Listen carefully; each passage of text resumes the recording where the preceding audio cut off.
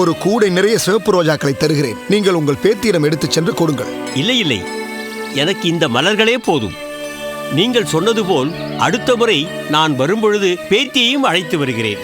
அப்போது ஒரு கூடை நிறைய சிகப்பு ரோஜாக்களை உங்கள் கைகளாலேயே எனக்கு தாருங்கள். சரி, நல்லது, நான் வருகிறேன். திருக்கட்சி நம்பிகளே,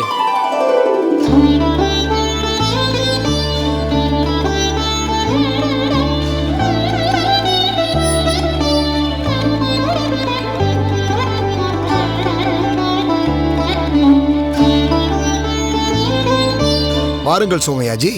திருக்கட்சி நம்பிகளே, தனக்கென எதுவும் வைத்துக் கொள்ளாத தனி பிறவி தாங்கள். அப்படியெல்லாம் ஒன்றுமில்லை. ஆமாம், எங்கே இவ்வளவு தூரம் வந்திருக்கிறீர்கள்? ஓ, பூவிருந்தவல்லி பெருமாளை சேவிக்க வந்தீரோ? ஆமாம், சேவிக்கத்தான் வந்தேன். ஆனால் கோவிலில் வீற்றிருக்கும் பெருமாளை அல்ல, இந்த நந்தவனத்தில் வீற்றிருக்கும் திருக்கட்சி நம்பி பெருமாளை சேவிக்கவே வந்தேன். அபச்சாரம், அபச்சாரம். இது என்ன வார்த்தை?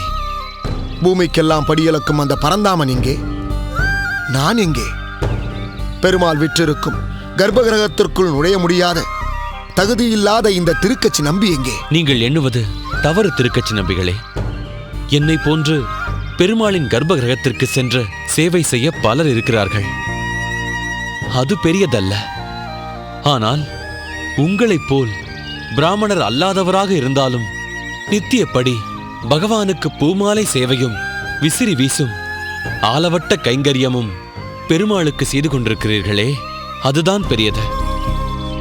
எந்த நிலையிலும் எனக்கு பக்தி செய்யலாம், தொண்டு புரியலாம் என்பதை நாட்டு மக்களுக்கு உணர்த்தவே பெருமாள் உங்களுக்கு இப்படி ஒரு சூழ்நிலையை தந்திருக்கிறார்.